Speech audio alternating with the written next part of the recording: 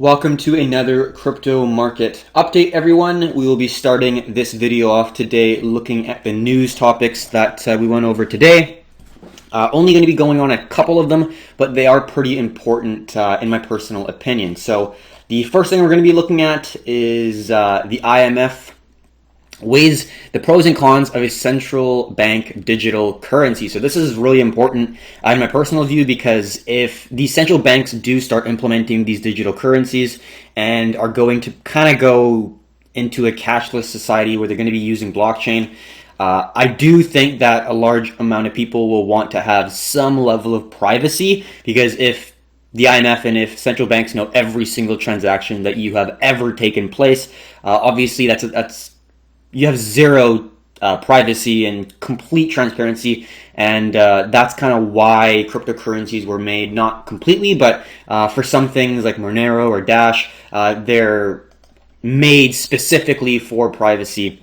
So I think those would be pretty bullish if we get something like this to appear. But I just wanted to discuss something that they said, because it's very important, because it could create the foundation for the next monetary system that we could be coming up with if this current one breaks, which sounds scary, but in terms of the current health of the economy, central banks, banks are getting squeezed so tight right now, and they have to do something. So let's dive into the article here. It says, in a recent keynote speech to the London School of Economics, the International Monetary Fund, IMF, Deputy Managing Director Tao Zhang briefed the positives and negatives of a central bank digital currency, or CBDC.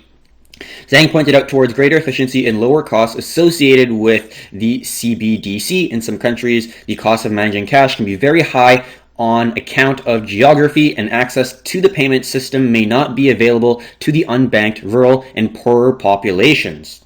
So going on to the positives and then the negatives, the IMF director said that CBDC may provide public digital means of payment without requiring individuals to hold a bank account. So this is what a lot of people are actually talking about when they say be your own bank in cryptocurrencies. You have your own ledger or your paper wallet or hardware wallet, whatever it is. You are your own bank. No one's going to be able to say you can't withdraw a certain amount of money like we're currently seeing in India and America and Canada. Like, I currently can only take $1,000 out of my checking account right now because my bank withdrew, has a withdrawal limit, so I can't take out any amount of money. The max I can take out is $1,000, which is very, very limiting, not just for me, but for everyone who's, for example, trying to take out cash. Like, let's say you're just trying to buy a car right now, and it just happens to be in a situation where there's an economic collapse coming together at the same time. Well, I can't take out my whatever 15, 20 grand to buy like a normal car. And if you're going to pay in cash, that's a big issue. So not having complete control of your bank or bank account is difficult, and this would resolve this issue. Other benefits would include stability and strengthening monetary policy. CBDCs could act as a combatant against all digital assets. Now, I didn't really love that they said that. And we can see a little quote that they put just below here. A domestically issued digital currency backed by a trusted government denominated in the domestic unit of account may help limit the adoption of privately issued currencies, i.e. stablecoins, which may be difficult to regulate and could pose risk to financial stability and monetary policy transmission. So they're worried about people ditching their fiat currency, even if it's digital, even if it's a cryptocurrency. They're worried about people just completely ditching the US dollar, the Canadian dollar, whatever it is, and going to these privately held stable coins like Tether. Binance Coin has one. There's a bunch of stable coins that are coming out. DAI is another one, which is a stable coin. But that's what the IMF are really worried about in this case, is people are going to be ditching whatever monetary policy that the government has implemented, and they're going to go into these private companies to hold their value. So, definitely something to worry about in their case. Now going on to the negatives. or the potential risks associated with central banks and the IMF creating their own cryptocurrency. So it says that it could steer customers away from banks as well as strain central bank balance sheets. 100%, like we talked about before, people could use Tether, people could use other stable coins to hold their cash. Offering CBDCs could be very costly for central banks. They have to create all this stuff. We see it requires central banks to be active alongside the several steps of the payment value chain, potentially including interfacing with customers, building front-end wallets, picking and maintaining technology, monitoring transaction, and being responsible for AML CFT issues. This is basically, I forget what AML stands for. It is basically knowing, it's like know your customer kind of, like a KYC sort of deal. That's for Canada. I forget what this AML, but yeah, it's basically you got to know your customer. Very important. Hack and other faults could impede such operations and leading to a black mark on the bank's trustworthiness. The official mentioned a potential hybrid solution called a synthetic CBDC or synthetic CBDCs, small s. Such an asset would involve collaboration between the central banks and the private sector. The private sector would issue coins fully backed with central bank reserves under the supervision of the central bank, he explained. So we could have a collaboration with private and central bank entities collaborating, which would be pretty interesting. So IMF is taking the steps. They're thinking about it. They're talking about it. They are looking at the pros and cons. And it's very interesting because looking back, let's say 2, 3, 4 years, if you ask the people who are in the space now that IMF would be discussing about creating a potential cryptocurrency, they would be surprised to say the least. And now look at what we have. IMF is not only talking about it, but looking at the pros and cons, really diving into what would be necessary to actually implement this into a potential new monetary system that they would have if this one crashes. Pretty interesting stuff. The next thing we're going to be going into is a little bit of news just going into Japan. I do think that Japan is going to be a pretty key element in the future of cryptocurrencies because kind of sad to say, but the generation there and the demographics obviously is very, very weighted towards the older generation. The population pyramid or demographic pyramid is very, very skewed.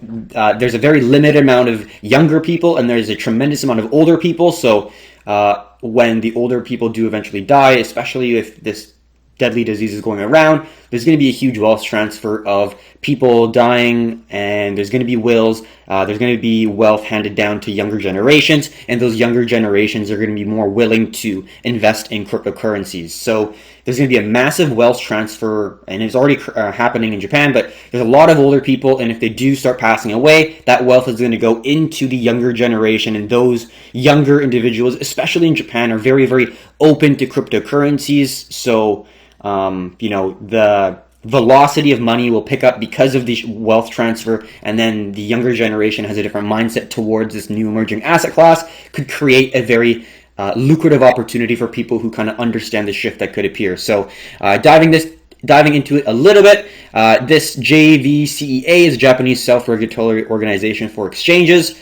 They're just revising different regulatory things for exchanges. Also will determine requirements for digital asset derivative transactions. So this is going to be your BitMEXs, your Bybits, the exchanges that are able to leverage significantly, or Prime XBT, whereas Binance, for example, or Bittrex is a crypto exchange. So you can use margin on Binance, but you're not going to be able to leverage because it's not a derivative. You're not trading contracts, you're trading the actual asset, the underlying asset. Whereas these derivative exchanges, you're trading contracts, perpetual contracts. You're not trading the actual, you're not buying the actual asset, you're just buying a contract that says you own X many Bitcoin or whatever you're going into. So another one, several financial institutions or brokerages are collaborating with blockchain operation Layer X. We see that brokerages SMBC, Nikko Securities, Sumitomo, Mitsui, all these different banks and brokerages have joined together with blockchain startup Layer X to form a blockchain-based asset management company called Mitsui & Co. Digital Asset Management. So they're creating a digital asset management firm in Japan, which is pretty interesting. The new company aims to aims for several objectives, including furthering blockchain application and asset management, cutting down on expenses, and heightening transparency. So, as we know, smart contracts are very, very powerful, and we don't really understand the true potential for it. Well, at least in the real world, there haven't been that many adoption cases for smart contracts yet, but we know that they are very powerful, and having money put into new technology that's going to try to understand how to utilize this new technology to cut down costs, heighten transparency in these brokerages is great news in my opinion. The company looks to come together in April 2020, touting blockchain-based real estate and infrastructure options. So it's great. Not only are they doing probably equities and other financial assets, but they're also doing real estate and infrastructure options. Quick thing, GMO Coin Exchange lists BAT. An exchange in Japan lists Basic Attention Coin, which is the asset associated with the Brave web browser. Great browser. I use it, and you'll see when we go into the charts. Highly recommended. Toyota finishes blockchain-based identity solution. So basically, Toyota is testing IDing personal IDs as well as vehicle IDs. So it says the personal ID side houses aspects. The personal ID side houses aspects rooted in self-sovereign identification, allowing people to control their personal data. Very important. Toyota aims to eventually apply its solutions globally, even outside the realms of Toyota. The vehicle ID part of the puzzle deals with things on the vehicle-related side, including registration and maintenance. So I just think that it's an easier way to organize and structure the current insurance and vehicle identification and ownership system. Basically, obviously it's very dated still to this day. Combining personal ID and vehicle ID through Toyota's solution allow individuals to control their own information. That's also a very important part of blockchain, and that's what we like to see. So a little bit of news there. Hope you enjoyed it. That is going to be the end of the news related topics. We're now going to go into the price action here. First things first, always, is going to be Bitcoin. We are looking a little bit more short. Let's look at the 4-hour chart here. Not really. Actually, let's go to the daily. Is pretty important as well, because obviously we haven't done a video in, well, I guess 2 days, so it hasn't been that long, and we've already talked about this very extensively within the chat here. But it's always good to discuss a little bit further into it. So on the daily, what are we seeing? The first thing we see is the current level of resistance we've been talking about right around here. Previous support, also in confluence with our anchor. 1, 2, 3, 4. New support, going to be a potential level of resistance. So a confluence zone right around our $65-ish $100 level. We did see a wick go above our zone like here. We get wicked out, not gonna lie. I'll take that loss, that's okay. And we are short biased and have short exposure at this point in time. But at this very moment for the price action, I'm looking at this as the current level of resistance, and we have a structural low at around 5K, 4,900. So the idea and the goal is we have a very, very tight wedge pattern right here, and we're gonna come back down to form another low, kind of like we saw here. Strong move down, pull back, and we formed like a wedge pattern kind of like here, and then we came back down. Now we didn't come back down as far obviously, but at the end of the day we did push, exhaustion, and then another push. We halted there, and it's just a matter of if we're going to halt at our 5K level here, or if we're going to break below it. That's going to be the main question here. Is right now I'm looking at this wedge. That's a really poor support, so I'm looking at this wedge right here. And it's just a matter of if we're going to break and hold this level, or if we're going to go beyond. But that's my bias, and that's how I'm viewing the market right now. Yeah, we moved up a significant amount from the low to high, but at the end of the day, look at where we're going. Look at the overall global macro trends, and look at the deflation that's going on, not just in financial assets like equities and indexes really all throughout, but then looking at the potential safe havens, silver, gold. Silver's seen a massive drop. It's in the $12 ranges. It might be a little bit higher now, but it's crazy how low it is, and we are seeing a little bit of pickup, but at the end of the day, I do think there is more carnage that's going to be coming here, in my personal opinion. So I'm going to be viewing this as a key level of resistance. In that said, I do see a funnel coming into play here. So let's get another picture. I have a nice descending zone, 1, 2, 3, 4. So this is the kind of final funnel, and then we have a support right here, and then we have a mid-range zone right here. So we got a funnel driving the price, making lower highs. We do have lower lows, but there is a level of support being held here, and we're kind of squeezing towards coming into the apex, slowly making less lower lows and more inclined lower highs. And we're going to find some level where we're going to break out. And this is the zone that I want to see break out. So if we do come back something like this, we're going to be hoping for a potential break of this zone and then a retest, maybe validating it as a previous resistance, new level of support. So, you know, we don't exactly know what's going to happen from here to here, but on the short term, this is looking like a wedge, a squeeze to the upside. We're going to get a break back down. On the weekly, not a whole lot to talk about. You can just see where my trend lines are. It's pretty self-explanatory in my personal opinion, and I do think we're going to come back here. But overall, we are getting a pretty nice squeeze here, pretty nice triangle, well respected all throughout. So as the squeeze comes closer into play, it's going to be a lot more challenging to be trading, because if we're in these zones, like if we're at near the top, obviously we're looking for a little more shorts because we're near a supply zone, and when we're down here, we're looking for longs because it's a demand zone. And then we got a mid-range level right here that we're going to be looking at for potential resistance or support. But at the end of the day, when we are in this range, it's going to be less dependable than we're shorting here or long at this zone, just to kind of make sure that we're all on the same page.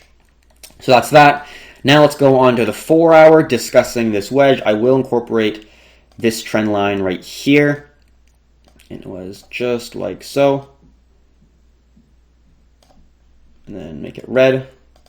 So this was the wedge, the ascending wedge that we had, that we drew in. I just took off the red resistance because we don't really need it at that point, because we're just looking to see if it's going to go like this. But pretty easy to understand. We got an anchor point, not very perfectly drawn. We got an anchor point right here. There we go. And then we got our first touch. We got our second touch. We got our third touch, fourth touch. And then now we're getting a crack. We got a key structural resistance, support, resistance, resistance, and then we got another level of support right here with a wick down. This is a wick from here all the way down, came right back up, strong level of support, strong level of support. And we see a high, a lower high, and it's looking like it could break into a lower low because the previous low held the support there. So what we're looking for market structure to really validate this area is we still see that horizontal zone get supported. So market structure wise, we haven't made a lower low, although we have made a high and a lower high. So if we are able to make a lower low, market structure is now to the downside, and we're looking to make that lower high coming back up here, validating the previous resistance and support at, again, yet another resistance.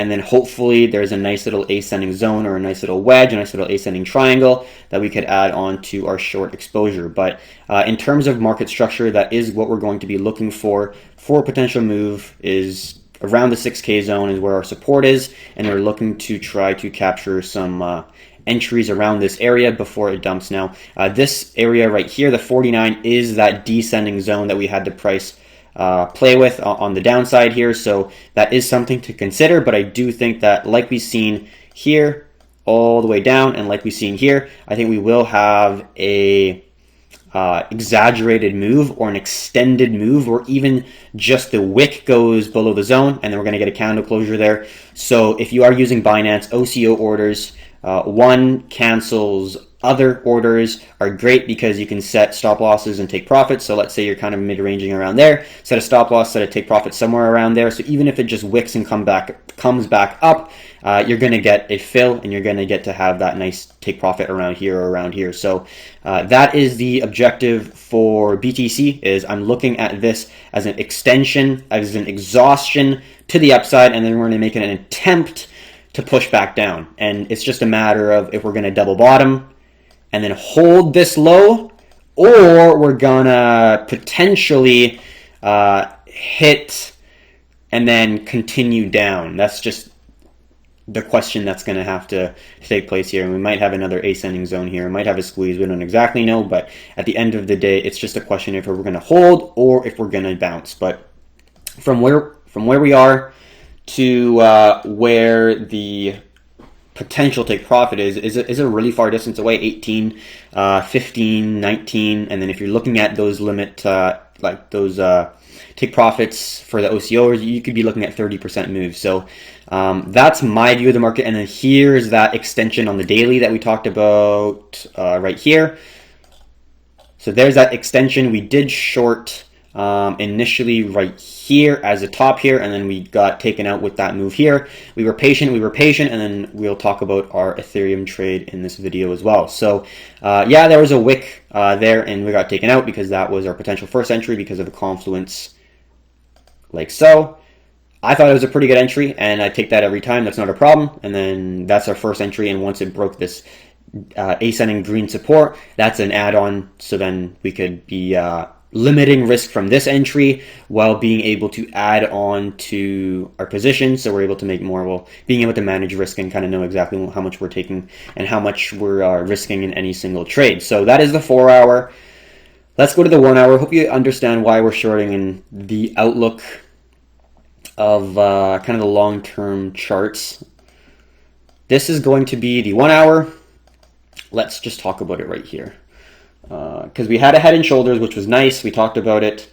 Has not broken the breakout point yet. And this was the head and shoulders we talked about. Here is the left shoulder, head, right shoulder, rejected, came back, right shoulder, sellers, again, sellers, and then pushed back down. So there was a bit of a battle here. Initially, the sellers were trying to push the price down. We see that after a push down with a wick, we got a pullback. And then this was the potential right shoulder. We could not break below the zone, as we can see right here. Came right back up. And then the sellers were able to keep it above, keep it below the left shoulder here. If it went above here, if it went above the left shoulder, that would not be a head and shoulders, and that price action pattern would be invalid. But because it held this zone, it is a head and shoulders pattern. We have not seen the price complete the head and shoulders pattern because we need to see the price break the 6K zone in order to create a lower low. Completion of a lower high would be the entry for our short trade. So that is a potential opportunity. That is the first price action pattern. Another thing is this wedge that we talked about right here. We see right here is our first reaction, and then we see another support. We see resistance, resistance, resistance, resistance, resistance, resistance, support, resistance, resistance. So that's a very strong ascending zone for a resistance. And then we see support, support, support, support, support, support. That's an area of support. And then we broke that zone, as we can see. Let's take all this away and start from scratch. We broke that zone, as we can see right here. We broke below it, and now we're pulling back to validate this area as a nice new level of resistance. Right here. Double confirmation would be breaking this zone too. So once the price breaks here, we not only have the ascending zone broken, but we also have the horizontal zone broken to the downside as well. So market structure, price action would both be completed at that point. And as we can see, volume is already looking strong for the sellers. We see more sellers coming into the market than buyers by a significant amount. So VSA is already great. It would be good to see a potential, if we do get a pullback here, no demands. We do get another pullback here before the move down. Some no demands here would really validate an area for a potential short, but we already have exposure to the downside, and if we do come back like this, that would be for another area of a short, except you would want to ensure that, in my opinion, you are putting your stop loss above this zone because we see a high. Test, test, test. So you want to put your stop loss maybe above this zone because we could get the price come up here, little wick to the upside, and the major area that the price has been able to hold below is around the $6,400 zone, which is right around here. So I think if you are looking for a potential short in around this area right here, this would be the area for a stop loss. First potential take profit would probably be here, looking at a risk reward of like 2.8 to 1. Let's look. Let's just say you enter right there. maybe less than I thought initially. 2.3, maybe 2.2, something like that. But I think that's how I would look at the market. So that's going to be your first take profit there. And then if it extends beyond, like we said, we're going to be looking for the extensions here beyond. But the 48 on this chart, let's look at the 48. 48, so around there. Like we could extend it a little bit below here, but that's the general area that I think the price would be hitting at a somewhat minimum. And then it's just a matter of if we are going to be, like I said, extending beyond the zone while maybe holding at that zone where we get some extension, and then we come back and kind of rest around this area for support right around here. So there'd be a double bottom, and then we're able to hold that longer term area of support with the area right here at the 48, creating a base. And then we also see with the descending zone, creating a nice area of confluence for the buyers. And then at the end of the day, if it does go further down, we have a very strong level of support back at the 41-ish, 42-ish $100 resistance. And if we go beyond that, we're going to go around the 32 3K zone. But as of right now, that's going to be my view of the market. I don't want to go way too far in advance. We already talked about kind of the outcomes in my potential outlook for the current price of BTC. So in that said, we will now go into our Ethereum trade, which is looking pretty favorable as of right now. So let's go back to the daily, because it is important to understand the larger time frames. So the key thing I'm looking at is going to be around the $83 range and also the $100 zone. We can draw this, if we wanted to, all the way like so.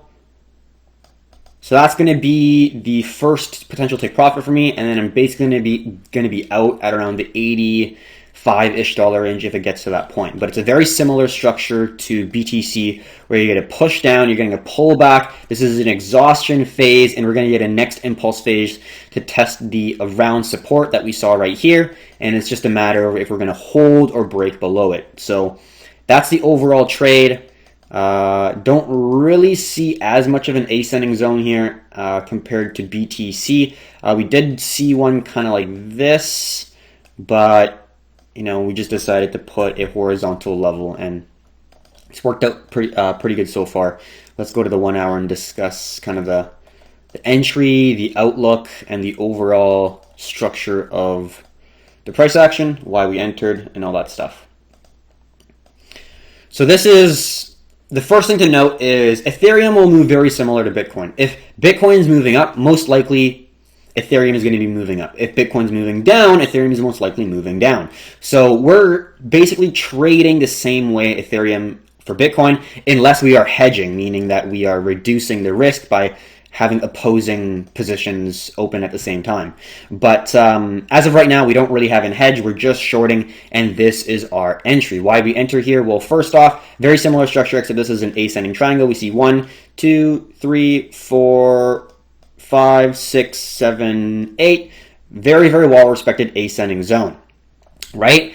And then we see strong move up. That's great to see. I didn't take this. Theoretically, looking back, great entry. Potential take profit right here. Extended above the zone.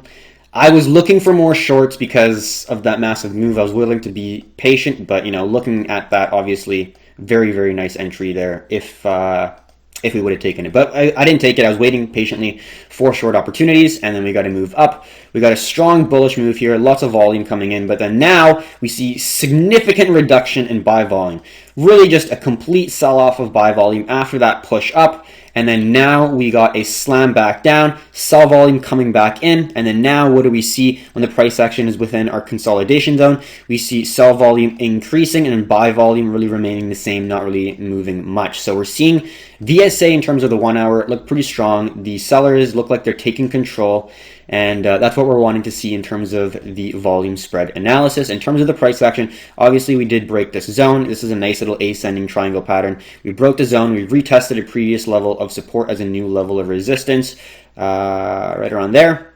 That's the zone I drew in for my breakout. So we pushed, let's say if this was down here, we pushed down, pulled back, we had sellers come in, and then we started seeing sellers come in, and then once we got the candle to close, when we had confirmation there that sellers not just once but twice like this, that's when we started to enter, and then we put the stop loss above the previous market structure high, which is going to be right around there. Now the risk reward isn't awesome for our first take profit. It's going to be 2 to 1 if we're looking at this zone right here. But like I said, we are looking for a potential extension where if we do get the price to come back down below here or around there, that would be a really solid risk reward. But the minimum is 2 to 1, and that's what we have right here. And then the extension would be like 3.5, 3.8. Somewhere around there. So we'll see how it goes, but it's looking pretty good right now, but not much to do other than that. So hopefully that gives you a good understanding. And then after that point, we'll have to see if the price is able to hold that zone. And then looking further, you know, if we are holding this area, if gold and silver hold their current areas, and if Bitcoin holds, and if we see something like this, you know, we could see a nice double bottom formation with the second bottom being a nice descending triangle pattern like we see right here. So the first bottom, and then we get into a squeezing pattern, and then we get a nice breakout to the upside, we're going to be looking to enter. So if it is a double bottom, that's a pretty good situation because we would hopefully get the price to come back to these lows, which would be really favorable. And then we could see a nice entry from around these zones back up to the highs here. So we got a couple situations right now which are looking pretty good. Right now we're just consolidating, so we're trying to short near the resistance. And when it comes to the support, we're going to be looking for potential longs unless we really see a significant break to the downside and BTC and everything is falling and we're in kind of capitulation mode. So if that's the case, obviously we're not wanting to just enter randomly. We want to ensure that we're wanting to enter at the highest probability situation. But that's the outlook for Ethereum for the next couple days here in my personal view. Gonna get a little bit of water here.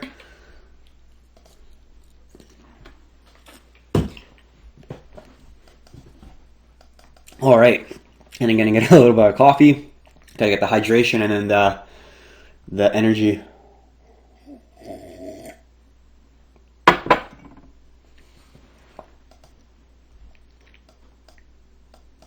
All right, XRP is the next one here. Let's go to the daily. And don't mind this. Actually, let's just go like that, just to make it easier.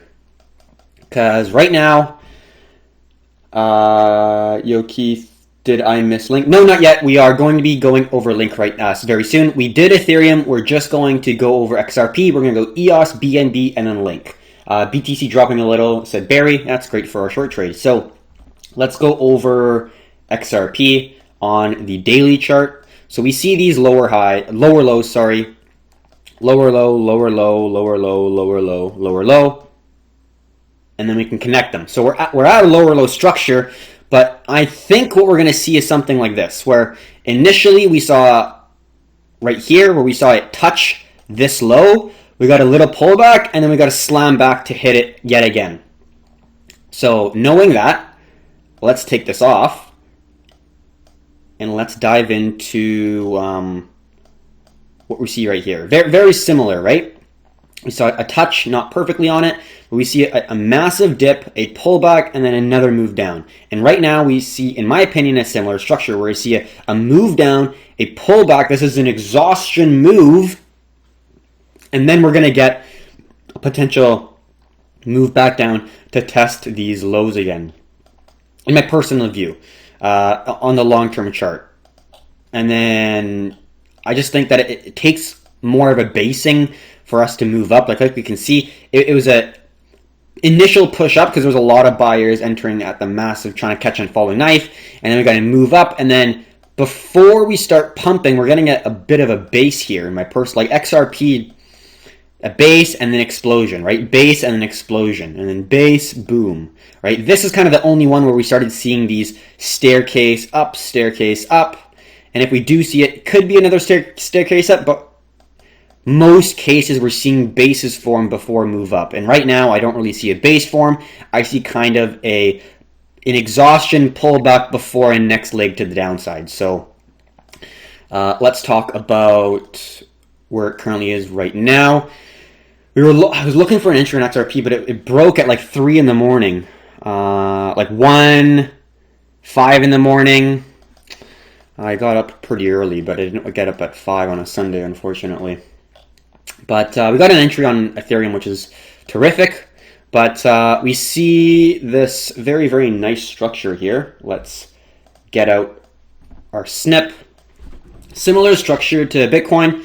We see previous level of support, resistance, resistance, resistance, resistance, resistance, resistance. Very well respected throughout the chart. And then we got our anchor point. We got our first touch. Not really well respected because we see a pretty big gap here. But we see 1, 2, and then we see 3, 4. So not as well respected for the support zone, but nonetheless a valid area.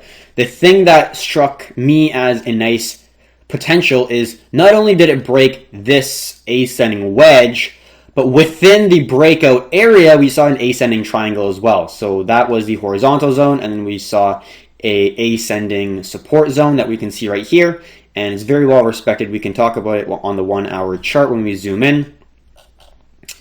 But that is looking at pretty phenomenal here. 1, 2, 3, and then we got to push down, validating previous support as a new level of resistance, and now we got to push back down. But could look for pullbacks, I think, but we're right now at a pretty strong level of support right around here. Strong level of support. We've rejected pretty well off this zone, and then now we're coming back to this same area. So we could go further, but at this point in time, it's not looking like a favorable entry because we're basically right out of support. It would make sense for me to either wait till it breaks to find the lower high, so it's retesting this previous resistance as yet again another level of resistance. But it's not looking too bad. Same thing. This lower low would be a potential level of support, so that's where we're going to be looking for a potential hold of a zone. So that is XRP. Let's go to EOS here. EOS still hasn't broken our zone. Let's just zoom out to a larger time frame. I don't really know why we were on the 4 hour. I think I was just looking at a small time frame. So on EOS, we haven't really broken the zone yet. If you are going to change where it's drawn, like here, you could say it's already broken. But for the best fit line, like on the 4 hour, like we can see, hasn't really broken the zone yet, but you can see it's a very similar structure to basically all of our other alts. So I'm mainly looking at Ethereum for the short because I'm already in it, obviously. But if we break down below, EOS's support is going to be around $1.70, and the support it needs to break to potentially gain that momentum would be around the $2 range. $2.10, $2.05 range is the current level of support. If it breaks it, high probability moving towards the $1.70 to $1.65-ish range, as we can see. So that's my view of EOS. Let me just see some potential descending zones, not super valid right now, but we'll see how they play out a little bit later on. All right, BNB is going to be the next one here. Same thing, broke 3, 4, 5, 6, and then I kind of was awake around here, and then I entered Ethereum. So BNB looks very similar. Like I always say, you don't need to enter every single trade that looks amazing. You just need to enter the one that you think looks the best. Because how the market works for cryptocurrencies is they're going to move similar. Where Bitcoin's going to move one way, and a lot of the alts are going to move in similar directions. So you need to find the best price action pattern that you can within the alts that you're going to be looking at. That's also going to give you the liquidity that you need, so you don't have to worry about getting filled, getting skipped if you have a stop loss that's too tight in terms of the stop and limit price and all that stuff. So two things to think about, but you know, for all the for Ethereum, XRP, EOS, BNB, Link, those are all very, very liquid, and you will not have a problem trading them. So for BNB, let's just go back to the daily because we always like to do that. Same thing, we have a descending zone here, so we're looking for a similar structure. So we're going to get a pullback down to around the $8.80 range, maybe.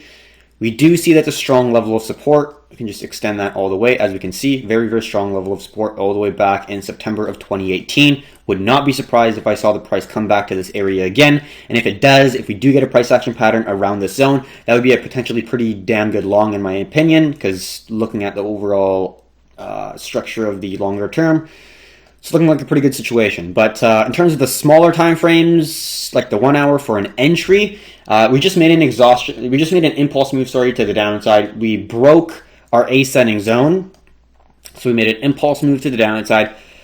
Ideally, you're looking for an entry at the completion of the exhaustion. So these are going to be your impulse pushes, and these are going to be your exhaustion pullbacks, right? So the market moves in waves, right? And that's what you're going to be looking for. Pushes, pullbacks, pushes, and you're looking for an entry at the completion of the pullback, entry at the completion of the pullback. So this was a push. This is a push wave, right? As we can see, we're looking for a pullback to some degree, so we're able to limit our risk and we can add more so we can make more money at the end of the day. So even if it's something like this, that would still mean that it is a high, a lower high, a lower high. But right now, we just saw this. We're looking for somewhat of a lower high from the previous lower high, right? So that's what we're looking for. I think BNB is a great opportunity here for a short, very, very well-respected ascending zone. 1, 2, 3, candle closure, 4, 5, 6, 7, break. We're going to look for a pullback here. So it's looking pretty good. I'm pretty happy with where it's looking, and I think I will definitely want to be looking for a short here if it does give it to me. We do see it's failing pretty hard here. It's kind of going full capitulation mode where it's going down. It's just going boom, boom, and getting smashed down with increasing sell volume coming in. So if you do get a pullback here, that wouldn't be a bad situation to be entering. Obviously, if you do have to leave quite a bit of room. If you are looking and maybe want to see this bounce a little bit, an entry could be around here for a bounce area, previous level of support, previous level of resistance, also right around here, previous level of support, previous level of support, previous level of resistance. If it does come back around here, that could be another option. I don't know if it's going to go all the way up this way, but this could kind of be your final area for a potential zone here. If it goes above that, that's a pretty significant pullback, and I think that'd be a little bit worrying. But kind of the final area here, next area would be somewhere maybe around here, depending on how the price is looking. But at the end of the day, I do think that the stop loss you'd want to have kind of up here, because if it goes above this zone, I do think that it's probably having quite a bit of momentum to push the price back up to this zone, and then we'd also probably be breaking a descending zone like so. So just keeping that in mind. So we'll see how it goes. We already have short exposure, so we're not rushing to try to enter as soon as we possibly can, because we already have short exposure and we're happy with that entry. And that's about it for BNB. You know, we'll see how it goes. We'll see where the price pulls back. If it does pull back, if it does, we'll be looking to enter. But if it just kind of comes down here, holds, and then plummets, we don't really have enough of an edge in that. If it pulls back, and if we see on the smaller time frames a price action pattern around here that's able to provide us with a little bit more edge, then we'll be able to trade. Link is the last one. Hopefully you are still on here, Z. Let's go back to the daily here. Gonna try to basically imagine this line not being here, because that was obviously a very I don't even know how to say it. It was a very different event that normally doesn't happen, where the price basically went to zero. There was literally no one bidding for Link. There's not a single person in the entire world that uses Binance who would buy Link at that very moment in time. So it's a little bit scary, but we've stabilized. We've shown that there are buyers now coming back into the market, and it's looking a little bit better in terms of not having this happen again. And we've seen it in Binance, or seen it in, Bitfinex before, but I didn't think that we would have it in Binance. So startled me a little bit, let's just say. All right, so let's talk about the daily, because let's go all the way back to the weekly, because it is pretty important as well. What we're seeing right now on the weekly is a very important level that we could be coming into right now, which is going to be the area of support. We see hesitation back in June-ish, around here. Before we blasted off to make a massive bullish candle, we got quite a bit of hesitation here. And then we came back, retested the zone, got a nice squeeze, strong bullish push to the upside. What did again we happen soon after? Previous resistance right here, next level of resistance yet again, pulled back, exact same spot. We saw a massive bullish push soon after hitting this zone. So we know on the weekly and daily, this is a very, very key area on the chart, and the previous wick down we see that we basically rejected right off that $1.55, $1.68-ish. Let's call it $1.60 is where our key level of support is. So on Link on the weekly, very strong level. And on the resistance side, we see around $3 is our first level of supply. And then our final one is going to be $4.60 right around here. So it's in pretty well-respected zones for Link. I do think that an entry around the $1.70, $1.60 range would be pretty great as long as we're able to have a nice consolidation where we see the price hold this area. We're not looking to enter like as soon as the price gets there. We want to see it get there, hold the support, give us some price action consolidation, volume accumulation where we're seeing more buy volume than sell volume, giving us indication that there's buyers in the market. Then we're going to be looking to enter. But overall, right now what we're seeing is, like a lot of alts, massive move to the downside. I think we're getting a pullback, and I think we could test these lows yet again around $1.60. Now looking at the 4-hour chart here, we see, let's just get our snip yet again. We see this zone, $1.55. Definitely a potential opportunity here because we've tested and broken this zone. 1, 2, 3, 4. So we've already broken the ascending zone, giving us confirmation that the trend could see a shift. And it does look like we've broken this horizontal zone as well. So overall, it's a pretty high probability situation to go from up here to down here. And with like the rest of the alts, it's just a matter of if we are going to break this level of support. And if we are, next level of major supply, or next major level of demand is going to be around that $1.10 range for Link. So that's the 4-hour. Let's go to the 1-hour to kind of finalize it here. Looks very similar to BNB actually. Look at how it's looking right here, and look at that. In my opinion, that's pretty damn similar. Let's make it kind of like that. So that's pretty similar.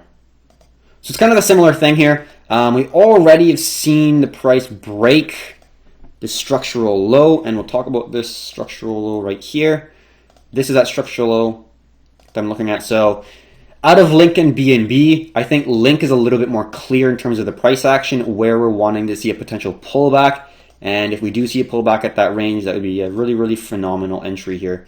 Just looking at risk rewards here that we could be looking at to the major area, kind of as never a guarantee, but as like the minimum level of reward that you're willing to capture within this trade, which is kind of sounds crazy, but 22%, but you're risking, let's say 8% if it pulls back to that zone and it holds that area, because this is a nice head and shoulders pattern, push, pull back, validating the previous support as a new level of resistance, and then we're going to get another push to the downside here. Theoretically, yeah, the price could come back all the way to this zone here, and that could be the level of confluence, 100%, so we could see an entry right here if it does come up all the way to this zone. But at the end of the day, you have two options here. You could enter up here, or you could enter down here. And once you get validation that there's sellers, you could just be entering here expecting that the sellers are not going to be able to, or the sellers are going to be holding the price below this zone. That could be one option, is you're expecting the price to hold below this zone, and you want to see validation that that's going to be true, or that's going to be turning out to be valid. But the second option, if it does get stopped out, you could move your stop loss up above here, so you are able to withstand this drawdown if it does come to the second level of confluence. But that means that you are, let's say, risking 11%, so then your risk reward at a minimum would be 2 to 1, so then that's going to be the more conservative trade in my opinion. And then a little bit more aggressive, if you want to size up, is to reduce that risk a little bit, so then you have a higher risk reward situation. So if you are correct, you're able to get a larger profit. And if you're wrong, well, then you might have to do it again. You might get that entry up there, and then you'll put a similar sort of risk, but then you'll be able to potentially have a higher reward because the drop down will be even more significant. So we got a couple options here for Link. I think I will be looking at this if it does pull back here, but if it continues, we already have Ethereum on our on our short, so we don't really need more exposure. But let's say we pull back here and Ethereum is in a red a little bit. Link could be in a really good spot to potentially short, but we'll notify the Performante Premium members. I don't really want to get too far into it because we could just talk about possibilities all day. Z said, would $1.99 to $6 be a good short then? For Link, I don't. $1.99 to $6. I would say so, but at the end of the day, like we talked about, the price, like if we're talking about perfect situations, actually let's just draw it because I think that's easier. If we're talking about like the best ideal situation for short opportunity would be either at this entry right here for a short, your stop loss would be above the zone, and then your first take profit would be here.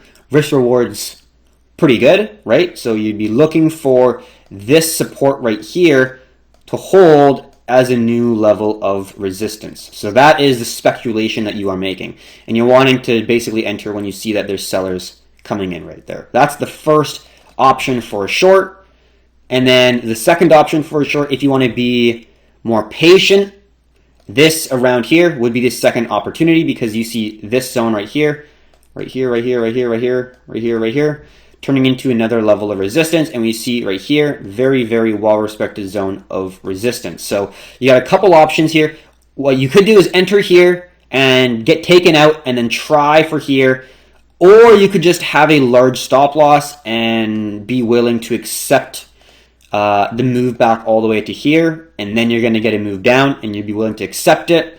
Or you just don't enter until you see the price come up to these levels right around here. So you have a couple options here. Depends on what your risk parameters are, depends on what you're entering already, depends on if it's a hedge, if it's a single trade, all that stuff. But that's going to be the two options that I think that you have is a short here, is a short here, stop loss here, or stop loss up here if you want to be a little bit more conservative. And then your first major level of take profit will be around this $1.60 range. And then you may get some wicks protruding down below the zone. So you might think that maybe 25%, 30% somewhere as an OCO order if you are able to catch that downtrend spike. But being conservative, I think having a decent amount of captured profits around this zone would not be a bad idea.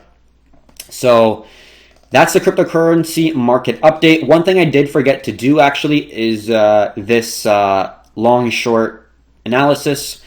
Real quick on Bitcoin. The sellers actually came back down. There's a reduced amount of sellers, but we see it broke above the previous high.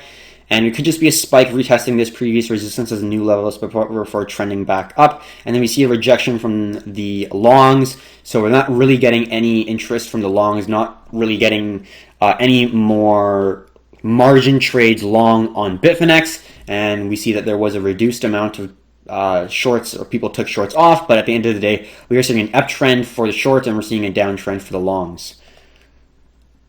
So that's basically the analysis on the 1 hour chart. Pretty big rejection here. We've got 34 minutes left, obviously. 15 minutes probably going to be a nice pullback. Very significant bearish candle with lots of volume coming in. This could be a nice little pullback validating this previous zone. We always want to make sure, because wicks are obviously something that ideally we don't want to get into, but at the end of the day, if you do want to actually enter, like let's say you're waiting for candle closures, you're never going to get a perfect 4 hour, 50-minute candle closure to come together all at once in a single time frame candle closure. Obviously it happens. Every 4 hours it happens, but if you're going to wait for all 4 sequences of candle closures to close, you're going to miss a lot of opportunities. So it's a fine balance between waiting for the candle closures, hopefully, ideally 1 hour. Sometimes I do trade just on the 15-minute if I am looking for that nice solid entry in the smaller time frames. But that's just the way of the markets is you have to be able to look ahead of time and kind of speculate on something that hasn't happened yet, and kind of creating a probabilistic situation where you're able to assess the situation and the probabilities of one outcome happening compared to another. So that's basically it. We will do our economic market update shortly, and we're just going to close this recording. I will start another recording, but I won't turn off this YouTube live. Actually, I do have to get some news updates for the economic segment. I don't want you guys to wait. So I will stop the YouTube live as well as the recording, post it, and then I'll start the economic update because it's a little bit more slowed down, whereas the cryptocurrency market obviously is a little bit more fast-paced where we're looking at the hour chart. But, you know, for global macro, looking at the SPX, looking at gold and silver, we're looking at a little bit more longer-term time frames and kind of understanding the larger plays that could be potentially coming through with them. So thank you very much for watching, everyone who has. We got, I think, 5 people at the high there, which is pretty good. I'm very happy about it. Thank you very much for dropping comments and stuff. Like I said, if you have comments and it's your first time, you know, we go over all the comments, so definitely drop them if you have any. So thank you very much for watching, and until next time, have a good one.